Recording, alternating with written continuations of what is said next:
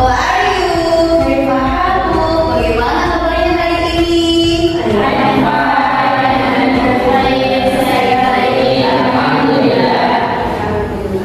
Pada kemana yang lain? Sakit. Semoga segera diberi kesehatan oleh dan kita semua yang ada di sini semoga senantiasa memberikan kesehatan, yang sehat, yang jasmani, dan rohani. Amin. Semangat ya hari ini. Semangat tidak? Kok lulus? Semangat tidak?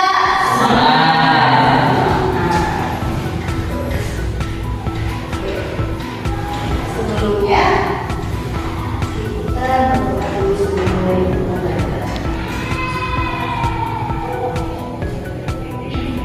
Al-Fatihah.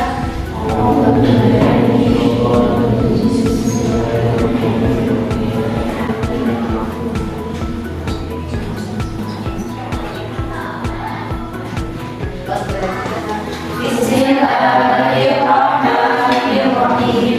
Raditu billahi rabban wa bil islami dinan wa bil muhammadin nabiyyan wa rasulan. Rabbi zidni ilman warzuqni fahman. Amin ya rabbal alamin. Coba kita lihat. Oh iya, kali ini kalau misalkan saya sebut namanya, nanti tolong kalian sebutkan nama-nama benda dengan berawalan huruf kalian. Paham nggak? Contoh nih, tiara misalkan, kan awalnya huruf T tuh. Nah, terus nanti kalian sebutin benda apa yang berawalan dengan huruf T.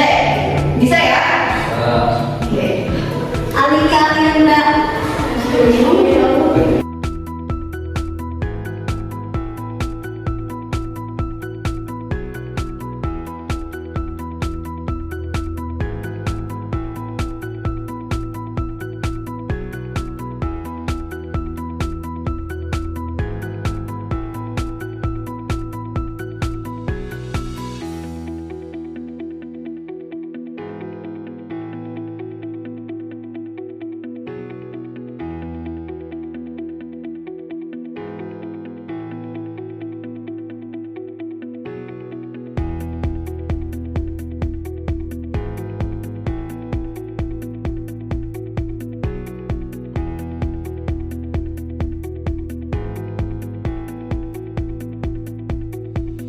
Oke, terima kasih.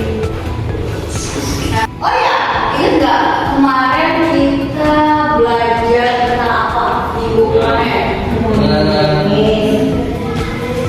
materialistis, hedonis, dan konsumtif.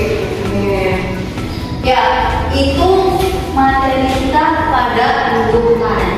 Minggu sekarang kita akan belajar mengenai apa? Bab ke-8. Keseimbangan kehidupan dunia dan akhirat dengan dibagi usaha dan ibadah. Coba dibuka teksnya halaman 40. Jadi kita hari ini akan mempelajari tentang apa katanya?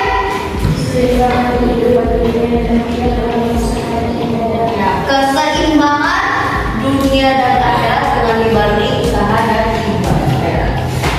Oh, masuk banget hari ini. Mari semangat tidak?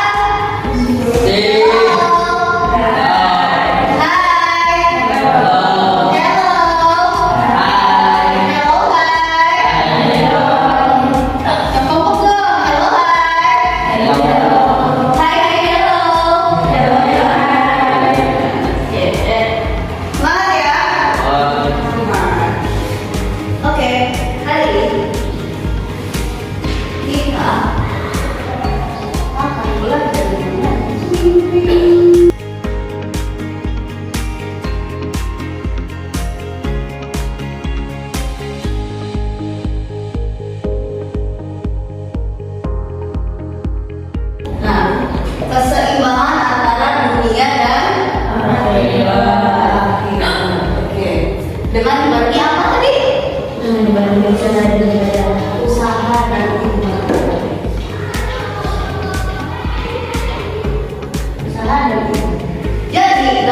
kehidupan ini, kita sebagai manusia itu harus menyeimbangkan antara kehidupan dunia dan kehidupan akhirat. Ya. Kenapa?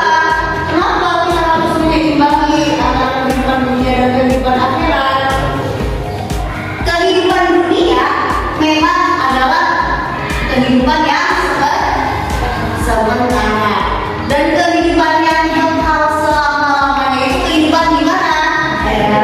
Kehidupan di akhirat. Jadi tujuan utama seorang muslim yaitu kehidupan ke akhirat. Tujuannya adalah mencapai kebahagiaan di akhirat. Tujuan utamanya adalah akhirat. Tapi bukan berarti kalau misalnya tujuan utamanya di akhirat kita mengabaikan kehidupan dunia begitu saja. Bukan seperti itu.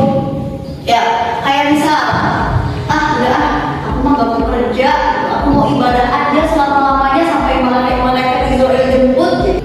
Uangnya juga pasti datang sendiri. Nanti kalau aku lagi sholat, tiba-tiba bangun, udah ada duit di bawah sajadah, gitu. Enak banget ya. Emang bisa? Bisa nggak? Nggak bisa dong. Itu memang sholat pring. Kita lagi sholat pring. Udah ada duit numpuk banyak di bawah sajadah. Pernah belum? Pernah belum? Emang bisa kalau kita nggak kerja terus tiba-tiba uangnya numpuk banyak, miliarder jadi miliarder, emang bisa? Bisa. Gimana caranya? Gimana caranya? Gimana caranya? Ya, kita sebagai manusia kita butuh makan. Butuh makan nggak? Butuh. Nah, kalau kita pengen dapat makan harus dengan apa?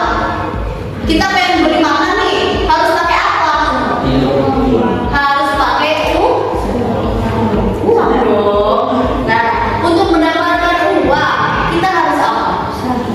Harus usaha dengan cara salah satunya yaitu bekerja, gitu kan ya. Itu kita harus usaha. Kalau tidak usaha, uangnya kita dapat nggak? Enggak dong. Dapat dari mana? Minta-minta. Kalau orang minta-minta juga kan itu usaha. Minta uangnya bu, itu usaha nggak? Enggak dengan cara diem aja gitu, terus uangnya datang sendiri. Emang gitu?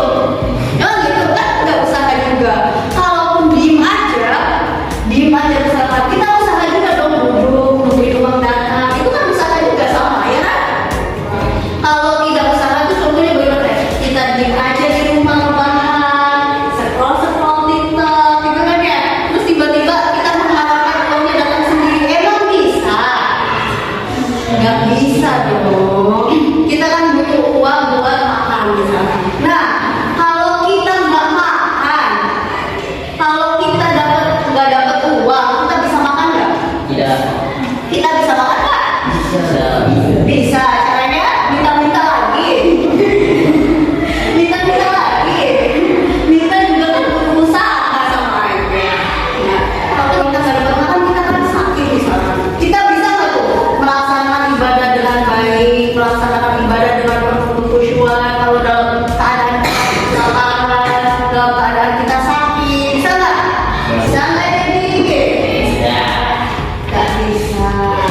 Makanya kita selain mengejar kehidupan akhirat, mengejar kebahagiaan akhirat, kita juga harus jangan melupakan usaha untuk mencapai apa?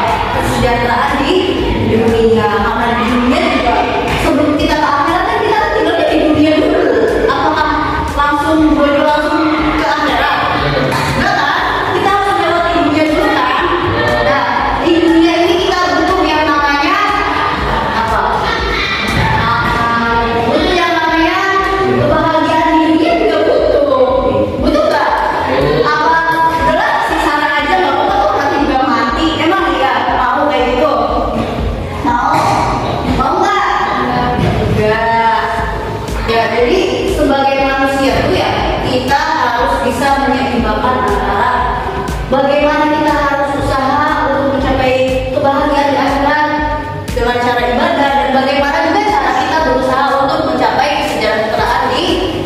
tentunya dengan cara apa?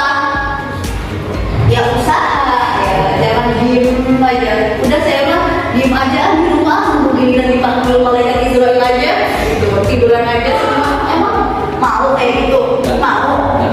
Sengsara hidupnya mau? Tidak. Siapa yang mau sengsara hidup? Tidak ada. Oke.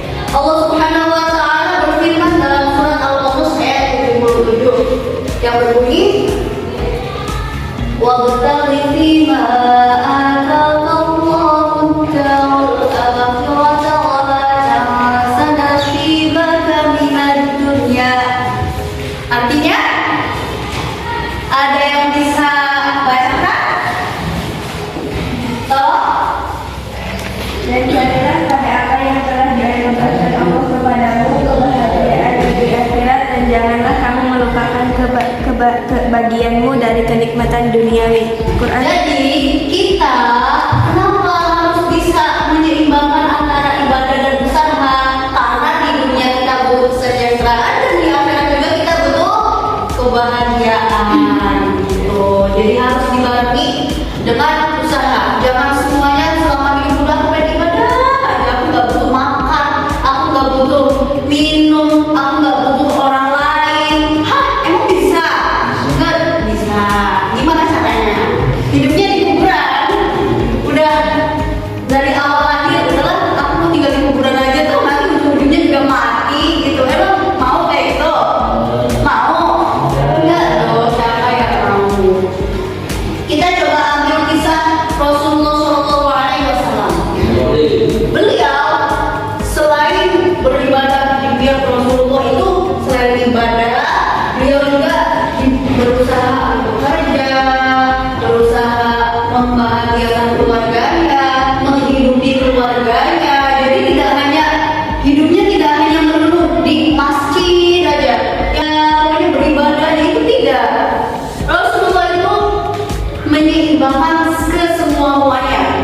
Bagaimana Rasulullah beribadah, bagaimana Rasulullah bekerja, dan bagaimana Rasulullah itu menghidupi keluarganya. Jadi beliau itu tidak melulu tidak melulu ibadah di masjid aja gitu, enggak. Semuanya diseimbangkan. Bisa dipahami? Bisa dipahami? Bisa. Coba sekarang kita kegiatan literasi dulu deh biar semangat. Mungkin coba halaman 43. Temu? Di situ kan ada surat apa? Ayo. Surat apa? Al-Humazah. Surat Al-Humazah ada berapa ayat? Ada 9 ayat. Kita baca sama-sama mau? Kita sama-sama baca mau? Mau? Nanti saya bacakan adabnya, kalian bacakan artinya. Oke? Kita sama-sama membaca surat Al-Humazah. A'udzu billahi minasyaitonir rajim. Aku berlindung kepada Allah. Itu kan? Aku berlindung kepada Allah dari syaitan yang terkutuk. Bismillahirrahmanirrahim. Dengan nama Allah yang Maha Maha Penyayang. Wailul likulli humazatil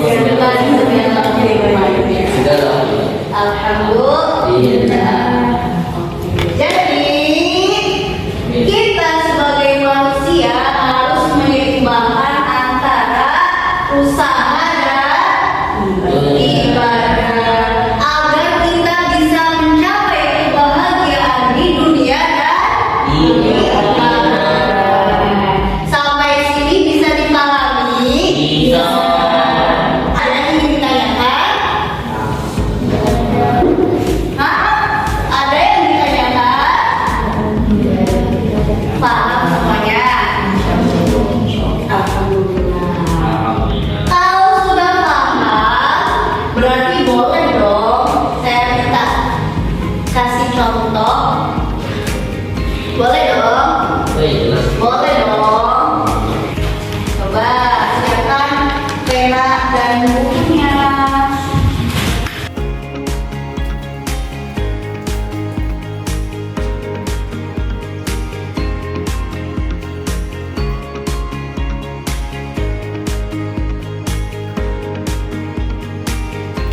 Pertanyaannya bisa dipahami? Ya. Bukan pertanyaan, permintaan ya. Permintaannya bisa dipahami. Ya.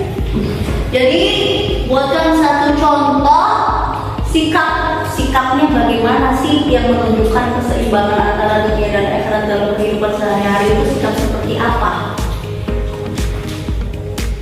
Bisa dipahami? Bisa. Contohnya kayak Kevin adalah anak yang rajin belajar. Kevin itu rajin belajar, dia ingin mencapai kesuksesan di dunia. Dia ingin menjadi polisi misalnya. Nah, itu kan urusan dunia ya. Untuk mencapai kebahagiaan dunia itu urusan dunia kan? Tetapi selain Kevin usaha merupakan apa? Selain Kevin berusaha keras di dunia, Kevin pun tidak melupakan ibadahnya. Dia selalu beribadah kepada Allah pagi, siang, sore, malam. Pokoknya sholat lima waktunya nggak pernah tertinggal gitu. Contohnya seperti itu misalnya. Jadi seimbang antara bagaimana usaha di dunianya dan bagaimana usaha juga buat nanti di akhirat Tuhan. Jadi kita itu selain mengejar dunia, kita juga tetap dekat sama Allah gitu.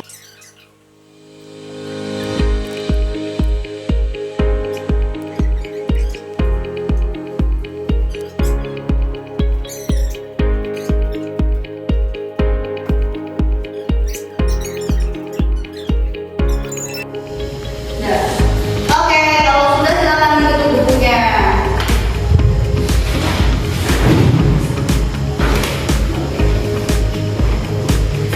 Jadi